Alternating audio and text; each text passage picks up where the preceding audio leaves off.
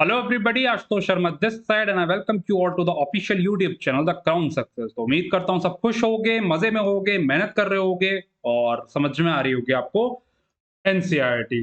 तो ठीक है, वैसे तो आप लोग मेरे को बता रहे हो कमेंट्स करके कि हाँ एनसीईआरटी समझ में आ रही है, जो कि बहुत ही अच्छी बात है। और आप लोग कमेंट सेक्शन पे एक्टिव रहो। जो भी कोई आपको लग रहा है कि हाँ जी ये चीज़ मेरे को बोलनी चाहिए, वो आप लोग को बताओ ज़रूर, ठीक है? और मेहनत तो चल ही रही होगी, है ना?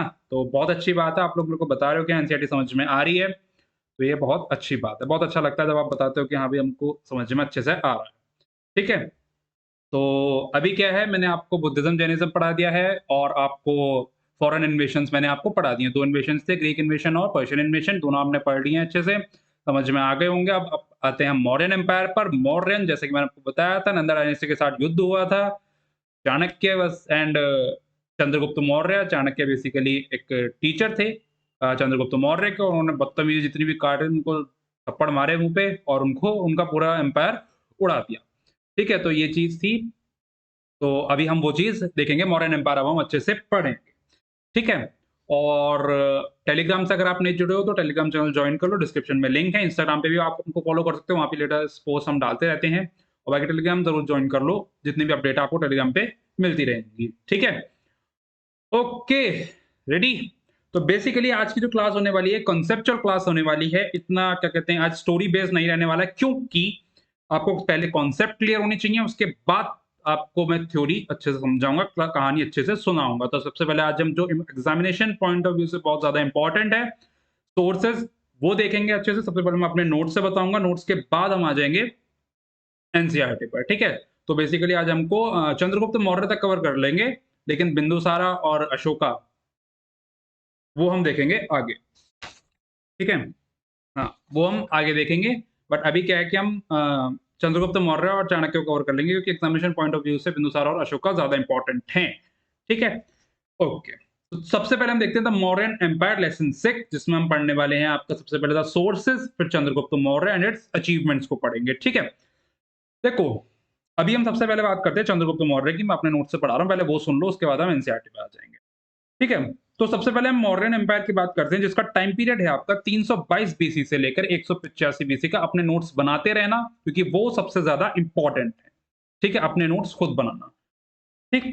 मौर्यन एम्पायर का टाइम पीरियड 322 बीसी से 185 बीसी तक। सबसे पहले क्वेश्चन आता है, हू वर मौर्यंस? कि ये मौर्यंस हैं कौन, कहाँ से आए हैं और कहाँ से हमको इनके बारे में पता चला कि यार ये मौर्यंस कौन सी बला है और कहाँ से आए हैं? ठीक है? देखो, पुराण्स के अनुसार अगर हम पुराण्स को देखें, और एक प्ले है, प्ले क्या, बेसिकली आप कह लो एक बुक है, इन्होंने लिखी है, विशाखादत्त नामक एक व्यक्ति हैं, उन्होंने विशाखादत्त नामक एक व्यक्ति हैं, उन्होंने एक बुक लिखी है, मुद्र राक्षस। मुद्र राक्षस उन्होंने एक बुक लिखी है। उस बुक में ये कहा गया है, संस्कृत में ये बुक लिखी हुई है, उसमें ये कहा गया है कि जो मॉर्यंस हैं ये शूद्र हैं। शूद्रास जो होते हैं ना, ब्राह्मण, क्षत्रिय, वैश्य, शूद्रास जो होते हैं, शूद्र हैं। ब्राह्मण बोला, ये मौर्यन जो हैं ये शूद्र हैं। किसने कहा? मुद्र राक्षस। एक प्ले है, बुक है।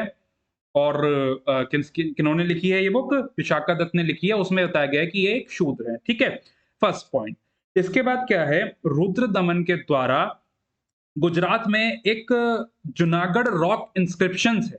जूनागढ़ रॉक इंस्क्रिप्शंस है गुजरात में, जिसमें ये कहा गया है कि ये जो हैं ये वैश्य हैं। जो वैश्य कम्युनिटी है ना, ये उस चीज से बिलोंग करते हैं, वैश्य से। ध्यान रखना इस बात का भी, ठीक है? Okay, third point, as per Buddhist. Buddhist के अनुसार ये कहा गया है कि ये जो है ना, जो जहां से इनका जन्म हुआ है, कहने का मौर्यंस जहां से स्थापित हुए हैं, वो क्षत्रिय क्षत्रिय क्लैन से हैं, क्षत्रिय डायनेस्टी से आते हैं। और ये लोग जब शुरुआत हुई थी, तो ये कोई मोर वोर पे बैठ के आए थे, अपना मोर बनाते हुए आए थे। कहने का मतलब ये है, अपने मोर पे बैठ के आए थे। तो ये कुछ इनका जो ओरिजिनेट है, वो मोर से इनको कनेक्ट किया जाता है, पिकॉक से इनको कनेक्ट किया जाता है। ठीक है? तो ये बेसिकली 3 अलग-अलग थ्योरीज़ थी, जिनके बारे में कहा जाता है कि ये लोग यहाँ से बिलॉन्ग करते होंगे, यहाँ से ये लोग आए होंगे। ठीक है? इसके बाद हम बात करते हैं इंपॉर्टेंट सोर्सेज़ की, कहाँ से हमको इनके बारे में पता चलता है, जो यहाँ पर भी मेंशन है और मेरे नोट्स में भी है। सबसे पहले मैं आपको वो समझाता हूँ। इंपॉर्टेंट सोर्सेज़ हैं, एक तो पहली बुक है, एक इंडिका, जो मेगास्थनीज़ द्वारा लिखी गई है। मेगास्थनीज़ कौन है, ये आपको मैं आगे बताऊँगा, जो चंद्रगुप्त मौर्य बताऊँगा। बस एक फिलहाल एक नाम ध्यान रखो, मेगास्थनीज़ ने एक बुक लिखी है इंडिका, जिसमें ये सारी चीज़ें बताई गई हैं। ठीक है? और मेगास्थनीज़ कौन है? सिलेसियस निकेटर, जो मैंने बताया था आपको पिछले लेक्चर में। सिलेसियस निकेटर कौन है? याद करो कौन है? अलेक्जेंडर का एक डिसिपल कह लो, अलेक्जेंडर का एक स्टूडेंट कह लो, अलेक्जेंडर का एक एम्बेसडर कह लो कि जब अलेक्जेंडर ने जब लूटपाट करी थी, लूटपाट करके रहा तो था नहीं अलेक्जेंडर इंडिया में, वो छोड़ के चला गया था, लेकिन जहाँ-जहाँ एरिया पे उसने लूटपाट की थी, वहाँ-वहाँ उसने अपने डिसिपल्स यानी अपने जो वो हैं, वो छोड़ दिए थे कि अब तुम इसकी देखभाल करोगे। तो उसमें से सबसे इम्पोर्टेंट कौन है? सेलेस्टस निकेटर, उसका दूत है मेगास्थनीज। ध्यान रखना, ठीक है? मैंने बता दिया। उसने एक बुक लिखी है इंडिका। अब ये इंडिका क्यों लिखी, कहाँ चला गया था, ये मैं कहानी आपको आगे बताऊँगा, ठीक है? उसने एक बुक लिखी है इंडिका, ठीक है? जिसमें उसके बारे में बताया गया है कि निकेटर के साथ जब अ, चंद्रगुप्त मौर्य की लड़ाई हुई थी, तो कैसे-कैसे, क्या-क्या लड़ाई में हुआ, क्या-क्या उसके बाद हुआ, वो सारी चीज़ें इस इंडिका बुक में मेंशन है, जहाँ से हमको पता चलता है कि ये चीज़ें हुई हैं, इंडिका बुक, ठीक है? ओके। तो अब इसकी बात कर लेते हैं, इसमें है क्या? When Chandragupta was expanding his empire, he fought with Nicator. ऐसा था, चंद्रगुप्त मौर्य किसके अंडर में? चाणक्य के अंडर में जब अपना एम्पायर बड़ा कर रहे थे। ये लोग कहाँ से आए, ये मैं बताऊँगा अभी चंद्रगुप्त के जब टॉपिक पे आएँगे। तो ये जब अपना एम्पायर खड़ा कर रहे थे, तो इनकी लड़ाई हुई सेलेसियस निकेटर से, जिनको उन्होंने पछाड़ दिया, मतलब मुँह तोड़ दिया रखे अलग से, ठीक है? और मुँह तोड़ने के बाद उनसे दोस्ती वगैरह इनकी हो गई थी। ठीक है? उसके बाद इन्होंने वैवाहिक संबंध भी बनाए आपस में, बताऊँगा अभी किससे बनाए, ठीक है? तो ये सारी चीज़ें मेंशन हैं इंडिका में, ठीक है?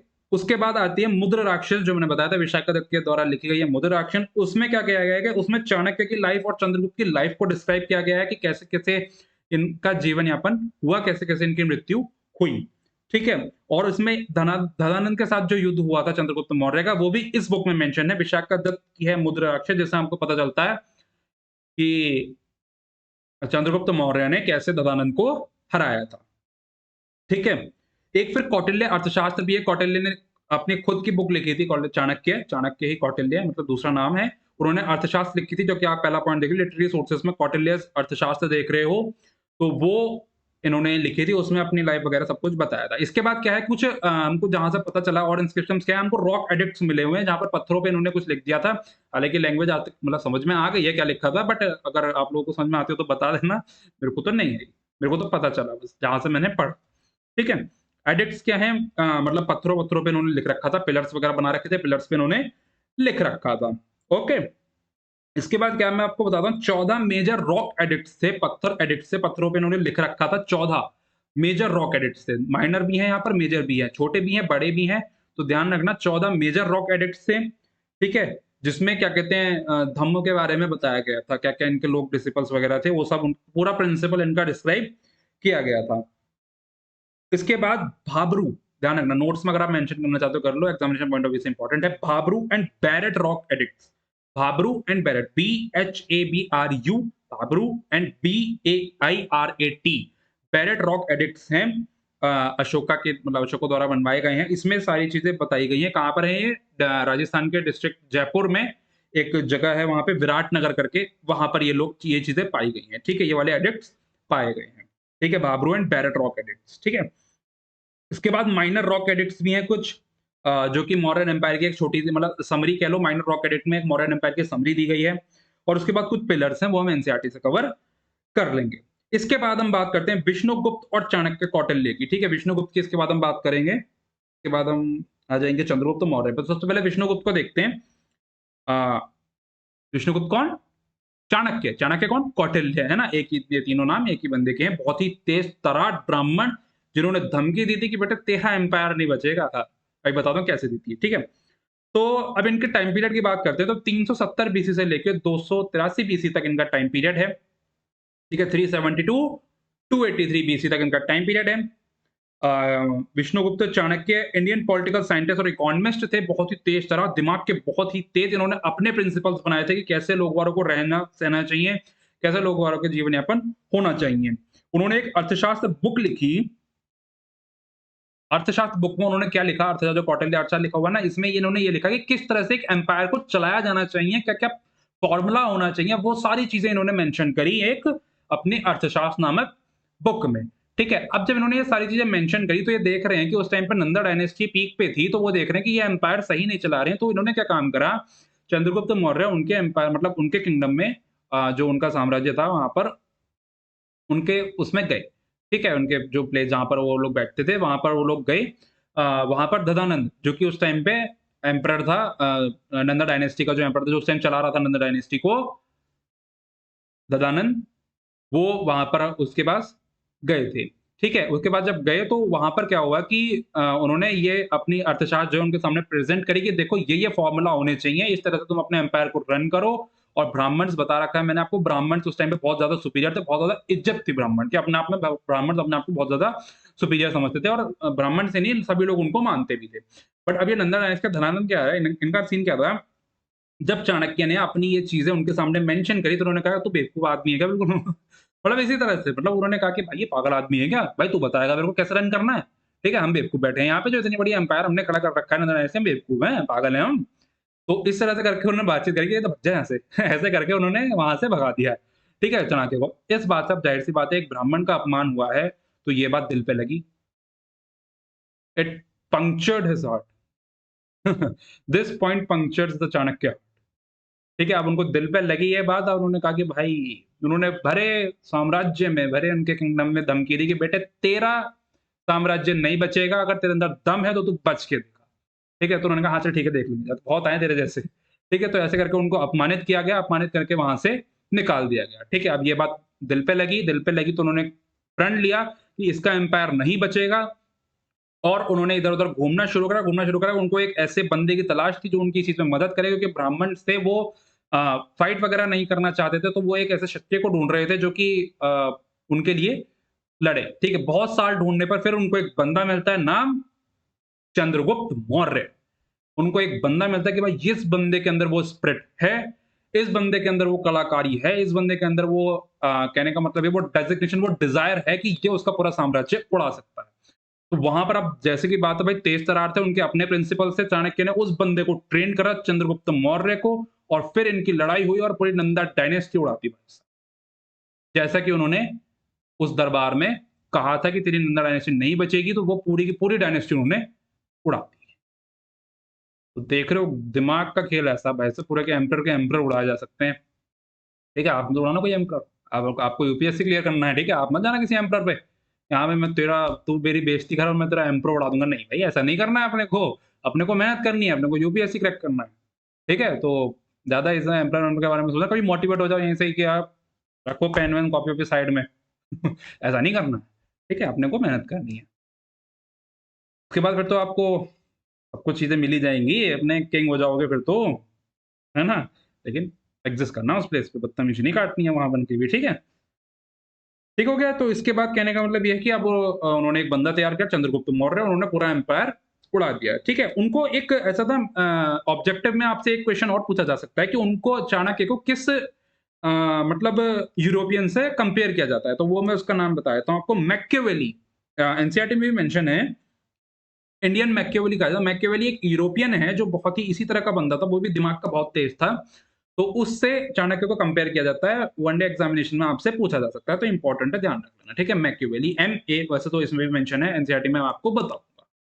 ठीक हो गया, इसके बाद हम बात करते हैं चंद्रगुप्त मौर्य की। चाणक्य का मैंने आपको समझा दिया, अब चंद्रगुप्त मौर्य की बात कर लेते हैं। इनका टाइम पीरियड है 322 से लेकर 298 बीसी तक का इनका टाइम पीरियड है, जिन्होंने इसमें क्या कहते हैं, धनानंद को हराया वगैरह, ये सारी चीज़ें उन्होंने इसमें की। ठीक है? चंद्रगुप्त मौर्य बहुत ही तेज तर्रार, फाइटिंग वगैरह में एकदम पीक पे, जो उनको शौक था भाई मारकाट करने का, और चाणक्य ने भी ऐसे ही बंदे को चाहिए था, चाणक्य ने उसको पकड़ा, ट्रेन किया, ट्रेन करने के बाद पूरे एम्पायर उड़ा दिया, जैसे कि मैंने आपको बताया। इसके बाद अब देख लेते हैं, defeated Dhanananda with the help of Chanakya, Chanakya की मदद से धनानंद को हराया। उसके बाद क्या करा कि इन्होंने अपना साम्राज्य जब फैलाना शुरू करा, तो ये नॉर्थ वेस्ट की तरफ बढ़े। नॉर्थ वेस्ट की तरफ बढ़े तो उन्होंने जितने भी साम्राज्य थे वहाँ पे सारे कैप्चर कर लिए। सेम टाइम अब इस टाइम पे क्या था, ये टाइम पीरियड ऐसा था, यहाँ पे अलेक्जेंडर भी अपना बदतमीजी काट रहा था, और ये भी अपना एम्पायर बड़ा कर रहे थे, ठीक है? तो इसने क्या करा कि यहाँ पर जब अलेक्जेंडर ने अपना सेलेसियस निकेटर छोड़ा, तो जब ये नॉर्थ वेस्ट की तरफ बढ़े तो इनको मिला सेलेसियस निकेटर, ठीक है? वहाँ पे चंद्रगुप्त मौर्य की फाइट हुई सेलेसियस निकेटर के साथ। अब क्योंकि चाणक्य का दिमाग था, तो सेलेसियस निकेटर को वहाँ पे हारना पड़ा, क्योंकि भाई जहाँ चाणक्य है, वहाँ तो विजय भाई खुद भाग के आती, कि अरे मेरे को ले लो मेरे को। ठीक है? तो वहाँ पर भी ऐसे ही हुआ कि चाणक्य ने की मदद से चंद्रगुप्त मौर्य ने सेल्यूकस निकेटर को भी हरा दिया, लेकिन वहाँ पे इनको ज़्यादा टॉर्चर वगैरह नहीं किया गया, वहाँ पे इसके बाद इनकी दोस्ती हो गई। ठीक है? दोस्ती कैसे हुई? अब दोस्ती के क्या-क्या वो थे, इसके बाद मतलब हुआ क्या-क्या दोस्ती में? क्या कहते हैं, इन्होंने क्या काम करा कि चंद्रगुप्त मौर्य जब हारे ये लोग, तो इन्होंने क्या काम करा, इनको ज़्यादा बदतमीज़ी नहीं काटी, इन्होंने क्या करा, आपस में दोस्ती कर ली सलेसन निकेटर ने कि भाई तू भी ठीक है, बंदा दमदार है और चल ठीक है, हम मतलब चंद्रगुप्त मौर्य ने दोस्ती का हाथ बढ़ाया और उसको उसका साम्राज्य वहीं पे छोड़ दिया, ठीक है? कहने का मतलब मौर्यन एम्पायर में तो आ गया था, लेकिन वो एक तरह से एक एम्बेसडर बन गया था चंद्रगुप्त मौर्य का, किसी मतलब दोस्त दोस्त कह लो। इसके बाद क्या हुआ कि यहाँ तक कि अब इतने ज़्यादा अच्छे टर्म्स बन गए, इनके इतने अच्छे टर्म्स बन गए कि सेलेसियस निकेटर ने अपनी डॉटर का प्रस्ताव रखा कि भाई तुम मेरी बेटी से शादी कर लो। मैट्रिमोनियल रिलेशन यहाँ पर बनने लग गए। तो यहाँ पर चंद्रगुप्त मौर्य की शादी की गई सेलेसियस की बेटी से। ठीक है? तो मैट्रिमोनियल संबंध भी यहाँ पे बने गए और दहेज में, दहेज में ही कह लो यार, जब भाई जब अब जब शादी के बाद ही गया तो दहेज में जो मेगास्थनीज था, जिसकी इंडिका बुक थी, मेगास्थनीज जो था वो एक दूत था सेलेसियस निकेटर का, बहुत ही शानदार, दिमाग का तेज एकदम, वो भी दिमाग का बहुत तेज था और उसने क्या काम करा सेलेसियस निकेटर ने कि मेगास्थनीज को दहेज में दे दिया कि तुम इसको भी ले जाओ, ये तुम्हारी बहुत ज़्यादा मदद करेगा। तो वो कह रहे, "अरे भाई साहब इतनी उपकार मत करो।" चंद्रगुप्त मौर्य कह रहे, "भाई साहब इसकी क्या ज़रूरत है?" वो करते हैं ना आपस में कह रहे, "नहीं, नहीं, नहीं, नहीं।" जब कोई किसी को गिफ्ट देता है, जैसे घर में रिलेटिव्स आते हैं तो वो पैसे देते हैं तो हम मना करते हैं ना, "नहीं, नहीं, नहीं, नहीं, हमको नहीं चाहिए, हमको नहीं चाहिए।" तो वही चीज़ वहाँ पर भी वो करने लगे कि, "अरे भाई साहब इसकी कोई ज़रूरत नहीं है, अरे रखो, रखो, रखो।" ऐसा-ऐसा करके वो करने लग गए। तो लेकिन वो नहीं माने, उन्होंने कहा कि इसको भी लेके जाओ आप। हालाँकि वो वज़न दे रहा होगा यार, मेरे को ऐसा लगता है। सेलेसियस को वज़न दे रहा होगा और मेगास्थनीज ने कहा कि इसको भी ले जाओ। तो वही बात हुआ कि यार तुम तो फ्री में बंदा दे रहे हो, चलो ठीक है, ठीक है, रख लेते हैं इसको भी। तो चंद्रगुप्त मौर्य मेगास्थनीज को भी अपने साथ ले आए थे अपने किंगडम में, ठीक है? शादी में मतलब एक तरह से दहेज में मेगास्थनीज भी आ गए थे, अब वो उनके दूत बन गए थे चंद्रगुप्त मौर्य के। ठीक है, इसके बाद क्या हुआ कि मस्त इनकी आपस में यारी-वारी चल रही है, एक-दूसरे को हाथी, घोड़े गिफ्ट किए जाने लगे। तो ये सब कहने का मतलब ये भी कहा गया है कि चंद्रगुप्त मौर्य एनसीईआरटी क्लेम करती है, चंद्रगुप्त मौर्य ने 500 हाथियों का तोहफ़ा दिया था सेलेसियस को। इतना ज़्यादा संबंध देख लो, पहले तो या तो लड़ लो, लड़ लो, लड़ने के बाद अगर तुम्हें दोस्ती करनी तो लड़ क्यों रहे हो? है ना? और नहीं करनी दोस्ती तो लड़ लो फिर पहले, लड़ाई कर ली तो दोस्ती भी कर ली, मतलब कॉम्प्रोमाइज़ में एंड टू एंड। गज़ब यार भाई, एक्स्ट्राऑर्डिनरी माइंड है भाई। ठीक है? इसके बाद क्या हुआ है कि Chandragupta adopted Jainism and went to the south India and Bhadrabahu died in the Sallekhana, ठीक है? इसके बाद क्या हुआ कि चंद्रगुप्त ने जैनिज़्म को वो कर लिया था, एम्ब्रेस कर लिया था जैनिज़्म, ठीक है? जैनिज़्म अपना लिया था और भद्रबाहु, जैसे कि मैंने आपको बताया था, वहाँ पे 2 सेक्ट्स डिवाइड हो गए थे ना, श्वेतांबर और दिगंबर हो गए थे ना, डिवाइड हो गए थे। तो यहाँ पर क्या हुआ, भद्रबाहु के साथ मिलकर चंद्रगुप्त मौर्य वहाँ पे साउथ इंडिया की ओर चले गए और एक जो उनकी मृत्यु का वो था ना पैटर्न, वो था सलेकना।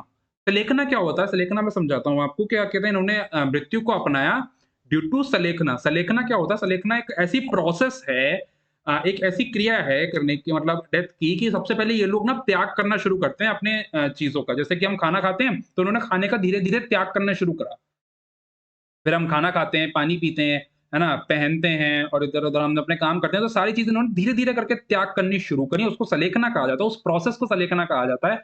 तो इन्होंने जो अपनी मृत्यु को एक्सेप्ट किया ना, वो इस पैटर्न में एक्सेप्ट किया। सबसे पहले इन्होंने खाना छोड़ा धीरे-धीरे, एक साथ ही छोड़ दिया सारा खाना, धीरे-धीरे करके इन्होंने खाना छोड़ा, खाना छोड़ने के बाद इन्होंने धीरे-धीरे करके पानी छोड़ा, फिर सारी चीज़ें छोड़ के फिर ये मृत्यु को प्राप्त हुआ, ठीक है? फिर इनको मृत्यु हो गई, ठीक है? कहने का मतलब ये है। सलेकना ऑल्सो नोन एज़, इसको समाधि भी बोला जाता है, सलेकना, SALLEKHANA, इसको आप मेंशन कर सकते हो अपने इसमें। ठीक है, बस इतना था चंद्रगुप्त मौर्य की ये कहानी थी, कैसे उन्होंने ददानंद को हराया और कैसे सिलेज़र निकेटर को हराया, क्या-क्या चीज़ें हुई, मैट्रिमोनियल अलायंसेस हुए, ठीक है, शादी हुई और मेगास्थनीज़ जो इम्पोर्टेंट है, उनका एम्बेसडर, वो उनको दहेज में दिया गया कि भैया रख लो इसको, मौज लो, ठीक है? तो ये चीज़ें हो गई, मैंने आपको समझा दिया है। इसके बाद हम बात करेंगे बिंदुसारा, जहाँ से कहानी स्टार्ट होगी। आज का फैक्चुअल है, मैंने बताया था आपको फैक्ट्स होंगे आज के लेक्चर में। बिंदुसारा, इसके बाद आपके आ जाएँगे अशोक। ये 2 ने मौर्यन एम्पायर बहुत ही नेक्स्ट लेवल तक कराया। सबसे पहले मैं इनकी कहानी सुनाऊँगा, अच्छे से टेंशन मत लो। तो अभी हम सबसे पहले ये एनसीईआरटी के थ्रू भी वो कर लेते हैं, ठीक है? अभी हम रखते हैं साइड में अपने नोट्स को, अब हम एनसीईआरटी के थ्रू पढ़ लेते हैं इसको, ठीक है? पेन उठा लेते हैं क्योंकि पेन के बिना कुछ नहीं हो पाएगा। पेन इम्पोर्टेंट है, आपके एग्जामिनेशन पॉइंट ऑफ व्यू से भी बहुत ज़्यादा इम्पोर्टेंट है। बिना पेन के थोड़ी ना पास होगे। The sources of the study of the Mauryans, ठीक है? मौर्यंस की हम स्टडी करते हैं, ओके। तो सबसे पहले हम लिटरेरी सोर्सेज़ की बात करते हैं। कौटिल्य अर्थशास्त्र, जो कि मैंने आपको बता दिया, ठीक है? कौटिल्य ने अर्थशास्त्र लिखी थी। This book in Sanskrit was written by Kautilya. ये बुक संस्कृत में है, कौटिल्य के द्वारा लिखी गई है। Kautilya was also called Indian Machiavelli. Machiavelli European था, उससे कंपेयर किया गया कौटिल्य को। कौटिल्य एक इंडियन मैकियावेली है, ठीक है? उनको ये ना टाइटल दे दिया गया, कहने का मतलब ये है। The manuscript of Arthashastra was discovered by R Sharma Shastri in 1904 में। ये इनका मतलब ये समझ में आया कि ये अर्थशास्त्र जो है ये कौटिल्य द्वारा लिखी गई है। ये सारी जो थ्योरी समझी गई ना, ये 1904 में आर शर्मा के द्वारा समझी, आर शर्मा के द्वारा, शर्मा ही है वैसे, आर शर्मा के द्वारा समझी गई। ठीक है, ये जो अर्थशास्त्री ये 15 बुक और 180 चैप्टर कंटेन करती थी। मतलब इस बुक में 15 चैप्टर, मतलब 15 बुक थी। इस अर्थशास्त्र पूरा एक वो है ना, सोर्स है, तो सोर्स में 15 बुक और 180 इसमें चैप्टर थे। ठीक है, but it can be divided into 3 parts. उसको 3 पार्ट्स में डिवाइड कर दिया गया। पहला पार्ट क्या था? पहला पार्ट में क्या बताया गया?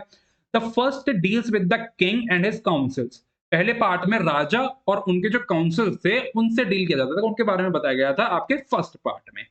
ठीक है, और उनकी कैसे गवर्नमेंट चलती थी ये बताया गया था। देखो लिखा है ना, and the department of government, ये फर्स्ट पार्ट में बताया गया। सेकंड पार्ट में क्या बताया गया? सिविल एंड क्रिमिनल लॉ, क्या उनके कानून थे, वो सेकंड पार्ट में डिवाइड किया गया। ठीक है, और थर्ड पार्ट में डिप्लोमेसी और वॉर, जितनी भी ये लड़ाइयां वगैरह हुई थी, कलिंगा वॉर जैसे कि बहुत ज्यादा पीक पे गई थी, तो थर्ड पोर्शन में ये बताया गया। ठीक है, तो ये अर्थशास्त्र की बात थी। इसके बाद आती है विशाखादत्त की मुद्राक्षर। मुद्राक्षर की मैंने आपको बताया था, विशाखादत्त की ये कुछ सोर्सेज हैं जिससे हमको पता चला है मौर्यन एम्पायर के बारे में। ठीक है, the Mudrakshara written by Vishakhadatta is a drama in Sanskrit. Sanskrit में लिखी गई। एक्चुअली वहां पे संस्कृत में लिखे थे, कुछ तो लैंग्वेज पाली भी यूज करते थे, प्राकृत भी यूज करते थे, क्योंकि बुद्धिज्म जैनिज्म दोनों कल्चर वहां पे एग्जिस्ट कर रहे हैं, तो ये लैंग्वेज आपको देखने को मिलेंगी। बट संस्कृत पीक पे थी क्योंकि ब्राह्मण्स वगैरह यहाँ पे ब्राह्मण्स का वर्चस्व कायम था। ठीक है, although written during the Gupta period, it describes how Chandragupta with the assistance of Kautilya overthrew the Nandas। इसमें विशाखादत्त की मुद्राक्षर में, जैसे मैंने आपको अपनी थ्योरी में ही बताया कि इसमें कैसे-कैसे उन्होंने ददन को उड़ाया था, वो चीज़ उन्होंने इसमें मेंशन करी गई है मुद्राक्षस में। It also gives a picture of socio economic condition under the modern. इनकी सोशियो इकोनॉमिक कंडीशंस क्या थी, सामाजिक कंडीशंस क्या थी इनकी, वो सब इनको इसमें इसमें मुद्राक्षस में डिस्कस किया गया है। ये सोर्सेस है, ध्यान रखना। मेगास्थनीज की इंडिका को देख लेते हैं अब। मेगास्थनीज होता है ग्रीक एम्बेसडर। एम्बेसडर का मतलब होता है दूत। ठीक है, in the court of Chandragupta Maurya. Chandragupta Maurya के कोर्ट में मेगास्थनीज एक दूत था जो गिफ्ट किया गया था सेलेसियस के द्वारा। सेलेसियस का दूत था पहले वो, फिर वो दहेज में दे दिया गया कि जाओ बड़ा मौज करो, ऐश करो। ठीक है, his book Indica has survived only in fragments, yet this is accounts gives detail about the Mauryan administration।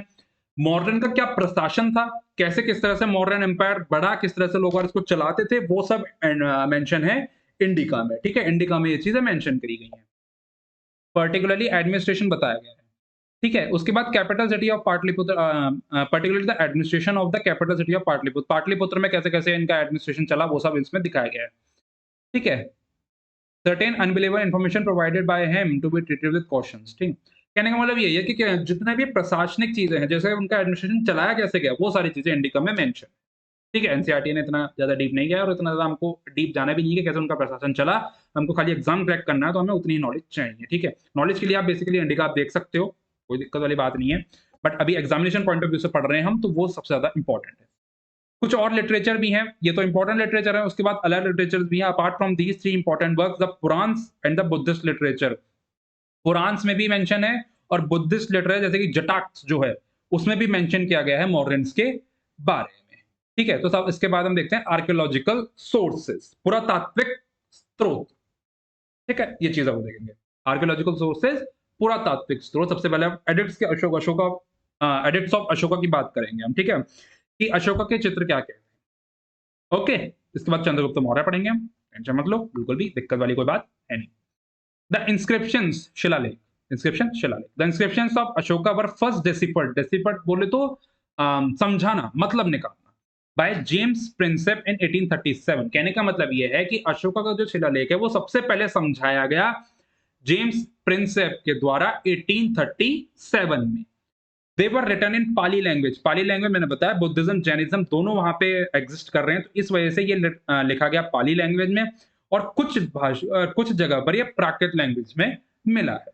ठीक है, अब आप लोगों से मेरा क्वेश्चन है कि पाली लैंग्वेज कौन सा कल्चर फॉलो करता था और प्राकृत लैंग्वेज कौन सा कल्चर फॉलो करता था। मेरे को कमेंट सेक्शन में बताना कि बुद्धिज्म में कौन सी लैंग्वेज पाई गई थी और जैनिज्म में कौन सी लैंग्वेज पाई गई थी, कमेंट करके बताओ।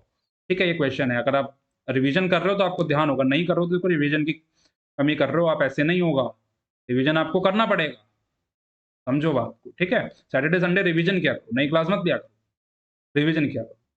The Brahmi script was employed for writing in the northwestern India. Ashokan inscription was found in Kharoshthi script। Ashoka के जो इंस्क्रिप्शन थे, जो स्क्रिप्ट जो थी, स्क्रिप्ट का नाम क्या था? खारोष्टी स्क्रिप्ट में ये अशोका के इंस्क्रिप्शन पाए गए। There are 14 major rock edicts, जैसे मैंने आपको अपने नोट से भी बताया था 14 मेजर रॉक एडिक्ट्स हमको मिले हैं। रॉक एडिक्ट्स बोले तो पत्थरों पे कुछ लिखा गया है पाली और प्राकृत लैंग्वेज में, ठीक है। The two Kalinga edicts are found in conquered territory, जो वो टेरिटरी साम्राज्य में उन्होंने हटा रखे थे उसमें भी कलिंगा वॉर के कलिंगा एडिक्ट्स भी मिले हैं। कलिंगा वॉर जो थी उनके एडिक्ट्स भी वहां पर हमको मिले हैं। The major pillar edicts were erected in important cities, there are minor rock edicts and minor pillar edicts. जैसे कि मैंने आपको बताया था वहां पर कुछ माइनर रॉक एडिक्ट्स, छोटे छोटे पत्थर भी वहां पर एडिक्ट्स भी मिले हैं और पिलर एडिक्ट भी, पिलर पे भी उनको लिखा गया है, ठीक है। तो ये चीजें भी वहां पर मिली हैं। These edicts of Ashoka deals with the Ashoka धर्म। ये जो edicts थे इसमें लिखा क्या गया था, अशोका के धर्म के बारे में लिखा गया था कि क्या चीज उनका क्या धर्म था, किस चीज को वो फॉलो करते थे, ठीक है। द 13th ये लिखा ना एक्स और 3 डंडे, कहने का मतलब रोमन लैंग्वेज है ये, तो रोमन लैंग्वेज में इसको 13 बोलते हैं।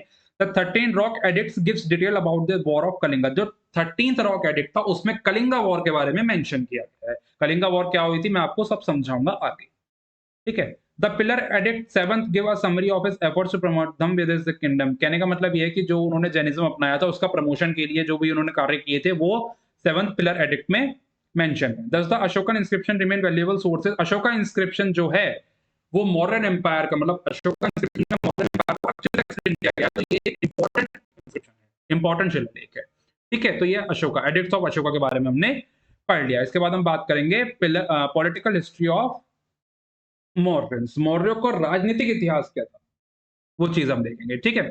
चंद्रगुप्त मौर्य की पहले बात कर लेते हैं। वैसे मैंने आपको समझा दिया है 322 से लेकर 298 बीसी तक इनका टाइम पीरियड रहा है। यस 322 से लेके मैंने आपको नोट्स में भी मेरे ये मेंशन है, पहली बार मैच करा है टाइम पीरियड, ठीक है। Chandragupta Maurya was the founder of the Mauryan empire. Mauryan empire के फाउंडर थे चंद्रगुप्त मौर्य। सबसे पहले मौर्यन एम्पायर इन्होंने खड़ा किया। At the young age of 25 साल की उम्र में captured Pataliputra from the last Lord of Nanda dynasty. Nanda dynasty के लास्ट लॉर्ड धनानंद, धनानंद धनानंद कह लो, ददानंद कह लो, धनानंद कह लो यार, चलो धनानंद, एनसीईआरटी मेंशन कर रही है, एनसीईआरटी की बात मानते हैं हम, धनानंद कह लेते हैं, ठीक है। 25 साल की उम्र में पाटलिपुत्र पे जो राज कर रहा था धनानंद इतने दिनों से और जिसने चाणक्य की बेइज्जती की थी उसका बदला लिया गया। 25 साल की उम्र में चंद्रगुप्त मौर्य ने, चंद्रगुप्त मौर्य नंदा डायनेस्टी को निपटा दिया, ठीक है। In this task he was assisted by Kautilya. Kautilya के द्वारा मतलब इनको तैयार किया गया, जिनको चाणक्य भी कहते हैं और विष्णुगुप्ता भी उनका नाम है, ठीक है। After firmly establishing his power in the Gangetic valley he March two the north west. North west की यहाँ पर इन्होंने अपना साम्राज्य बना लिया तो नॉर्थ वेस्ट की तरफ इन्होंने मार्च करना शुरू करा, ठीक है। मार्च जितने भी वहां पर छोटी छोटी टेरिटरीज है, जो छोटे छोटे बच्चे थे वो सब मौर्यन एम्पायर में इन्होंने मिला लिया कि आज बड़ा मैं दावत देंगे, तो वहां पे आके इन्होंने कर लिया काम को, ठीक है। Then he move to the central India and occupied the region north of Narmada river के जितना भी रीजन था इन्होंने ऑक्यूपाई कर लिया। इसके बाद 305 बीसी की बात आती है, ही मार्च अगेंस्ट सेलेसियस निकेटर। 305 बीसी की बात है, सेलेसियस निकेटर के पास जब ये पहुंचे तो सेलेसियस निकेटर ने युद्ध कर लिया। उन्होंने बदतमीजी दिखा दी, क्या अरे यार अलेक्जेंडर भाई भाई है भाई, अपने अलेक्जेंडर के हम डिसिपल हैं, ऐसे कैसे हार जाएंगे, ठीक है। जनरल थे अलेक्जेंडर के, देखो लिखा भी है यहाँ पे, who was Alexander general controlling the north west India. Alexander का जनरल था जो नॉर्थ वेस्ट इंडिया को देख रहा था। अलेक्जेंडर 4 डिसिपल छोड़े थे ना, अपने 4 जनरल छोड़े थे, उसमें से एक था सेलेसियस निकेटर, वो नॉर्थ वेस्ट इंडिया को देख रहा था, ठीक है। Chandragupta Maurya defeated him. चंद्रगुप्त मौर्य ने कहा बेटा आज तेरे को मैं दिखाता हूँ, तू ज्यादा उड़ के दिखा रहा है मेरे को। 2 चमाट लगाए उसके घुमा के और एक ट्रीटी साइन की गई, मतलब आपस में मित्रता कर ली भाई। एक इनका हिसाब बढ़िया था यार, पहले मारो फिर हैंड टू हैंड कॉम्प्रोमाइज कर लो, कोई चक्कर ही नहीं बाद का सही था भाई इनका भी हिसाब, पहले मारो। चंद्रगुप्त ने पहले मारा, मारने के बाद कॉम्प्रोमाइज कर लिया, तो भाई है यार छोटा मेरा, कोई दिक्कत वाली बात नहीं है। By this treaty Seleucus Nicator ceded the trans Indus. उसने इस ट्रीटी में अपने जो उसने टेरिटरीज, छोटी-छोटी टेरिटरीज कब्जाई हुई थी वो चंद्रगुप्त मौर्य को दे दी। कहने का मतलब है मौर्यन एम्पायर में तो पूरा आ गया था, बट ये साम्राज्य उसके पास अभी भी था और उसने कुछ टेरिटरीज मौर्यन एम्पायर को दे दी थी, जिनका नाम है एरिया, अराकोशिया एंड गेद्रोशिया। ये उनके नाम है जो मौर्यन एम्पायर में उसने दे दिए गए, ठीक है। He also gave his daughter marriage to the Mauryan prince, ठीक है। चंद्रगुप्त मौर्य से उसने अपनी बेटी की शादी करा दी कि जाओ इसे भी लेकर जाओ इसे भी रखो अपने पास। चंद्रगुप्त में देखो मैंने बताया था ना, चंद्रगुप्त ने 500 हाथियों का तोहफा दिया था सेलेसियस को, तो यहाँ पे लिखा गया Chandragupta made a gift of 500 elephants to Seleucus, ठीक है। और Megasthenes was sent to modern court as Greek ambassador, कहने का मतलब है दूत के रूप में मेगास्थनीज को भेज देगा कि बेटा तुम भी जाओ, चलो निकल रहा है से, ठीक है। फिर इसके बाद चंद्रगुप्त एम्ब्रेस जैनिज्म, चंद्रगुप्त ने जैनिज्म अपना लिया था उनके जीवन के अंत में आते-आते, and stepped down from the throne in favour of his son Bindusara, ठीक है। Then he went to Shravana Belagola near Mysore, Shravana Belagola वो चले गए, मैसूर के पास एक जगह है श्रवण बेलगोला, वहां पे चले गए along with the Jain Monks के साथ चले गए, और जो कि जैन मॉन्क्स किनके द्वारा चलाए गए थे, भद्रबाहु जो थे ना, उनके द्वारा जो चलाया जा रहा था, भद्रबाहु है वैसे तो, भद्रबाहु के द्वारा जो कुछ मॉन्क्स थे उनको लिया गया और चंद्रगुप्त भी उनके साथ चल पड़े और उन्होंने अपनी मृत्यु स्वीकार करी। कैसे, मैंने आपको बताया था, क्या वो था, वो शिलालेख, शिलाखनाथ, शिलालेख बोल रहा हूँ मैं, शल्वेखनाथ जो था, शल्वेखनाथ, ठीक है, वो था, उसमें वहां पे मेंशन कर दिया गया। एक बार मैं चेक करता हूँ, हाँ, शलेखना जो था, ठीक है, वो वहां पर मतलब शलेखना एक प्रोसेस है जैसे मैंने आपको बताई, वहां पर उस तरह से इन्होंने अपनी मृत्यु को स्वीकार कर लिया, ठीक है। तो ये मैंने आपको समझा दिया चंद्रगुप्त मौर्य, चाणक्य, एनसीईआरटी से कवर कर चुके हैं। अब हम आएंगे बिंदुसारा और अशोका द ग्रेट पर। इन लोगों ने बहुत बदतमीजियां काटी, बहुत ज्यादा कैप्चर किया इन लोगों ने, तो वो चीज अब हम देखेंगे। तो उम्मीद करता हूं ये लेक्चर आपको समझ में आ गया होगा। बेसिकली आज हमको यहीं तक फैक्ट था, तो यहीं तक ही कवर करना था अपने को, तो समझ में तो आ गया होगा यार, है ना? आ गया तो आप बताना मेरे को, जो कमेंट करके ज़रूर बताना। देखो, जो भी बात है कमेंट सेक्शन पे एक्टिव रहो, कमेंट सेक्शन पे एक्टिव रहो, ये चीज़ बताना मेरे को कि आपको समझ में आ गया है। कोई भी डाउट है कमेंट करके पूछ लो, डायरेक्ट मेल कर लो, इंस्टाग्राम पे मैसेज कर दो, जवाब हर जगह दिया जाएगा, कोई भी डाउट है पूछ सकते हो आप, ठीक है? और कमेंट करके ज़रूर बताना कि कैसा लगा आपको लेक्चर। तो उम्मीद करता हूँ लेक्चर आपको समझ में आ गया होगा। समझ में आ गया तो लाइक कर दो, लाइक करना बिल्कुल फ्री होता है, मोटिवेशन के लिए हमको बहुत ज़्यादा मतलब मोटिवेट करता है। ठीक है? ओके, तो चलो फिर इस लेक्चर को यहीं पे एंड करते हैं। टेलीग्राम चैनल जॉइन कर लो, डिस्क्रिप्शन में लिंक है, उसको जॉइन आप ज़रूर कर लो। लेटेस्ट अपडेट आपको वहाँ पर मिलती रहेंगी। हर क्लासेस के लिंक आपको वहाँ पे मिल जाएँगी, पीडीएफ वहाँ पे मिल जाएँगी। करंट अफेयर अवनीश सर के द्वारा चलाए जा रहे हैं, वो भी मतलब फर्स्ट क्लास चल रहे हैं, आपको अच्छे से समझ में आ रहे होंगे। तो वहाँ पर भी जितनी भी लाइव सेशंस होते हैं, वो सारे टेलीग्राम पे उनकी लिंक शेयर की जाती है। और पर्टिकुलरली अब हम सीसेट के लिए प्लान कर रहे हैं, जैसे कि आपको पता ही है। और जो भी टाइम टू टाइम हम, जैसे कि आपने जो लोग नए हैं उनको बताया था, टाइम टू टाइम हम मीटिंग भी अरेंज करते हैं, लाइव मीटिंग चलती है, जो जिसमें कि आप लाइव अपने डाउट्स क्लियर कर सकते हैं हमारे साथ, तो वो भी उसकी लिंक भी प्रोवाइड की जाती है। टेलीग्राम चैनल ज्वाइन कर लो आप, ठीक है? और चैनल सब्सक्राइब जरूर कर लेना, क्योंकि एनसीईआरटी चल रही है, ठीक है? चैनल सब्सक्राइब आप जरूर कर लो। तो चलो फिर इस लेक्चर को एंड करते हैं। उम्मीद सब खुश रहो, मौज करो, ऐश करो, मेहनत करते रहो। Thank you.